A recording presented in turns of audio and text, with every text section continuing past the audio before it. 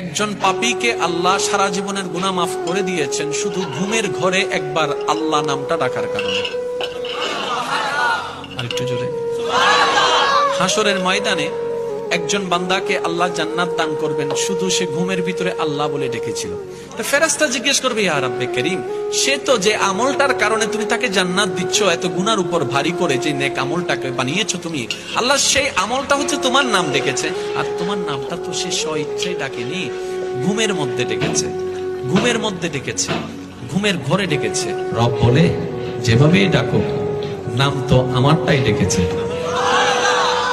যেভাবে ডাকুক নাম তো আমারটাই ডেকেছে, নাম তো আমারটাই ডেকেছে, আর আমি তার ওই নামটা টাকাকে কবুল করেছি।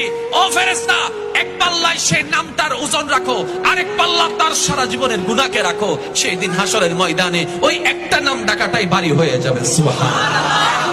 একজন পাপীকে আল্লাহ সারা জীবনের গুনাহ মাফ করে দিয়েছেন শুধু ঘুমের ঘরে একবার আল্লাহ নামটা ডাকার কারণে। আরেকটু জোরে। হাসরের ময়দানে একজন বান্দাকে আল্লাহ জান্নাত দান করবেন শুধু সে ঘুমের ভিতরে আল্লাহ বলে ডেকেছিল।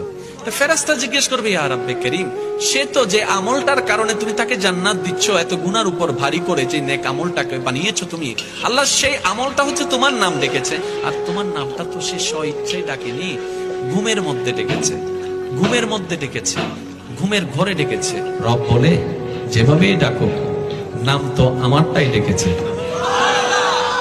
যেভাবে ডাকুক নাম তো আমারটাই ডেকেছে, নাম তো আমারটাই ডেকেছে, আর আমি তার ওই নামটা টাকাকে কবুল করেছি।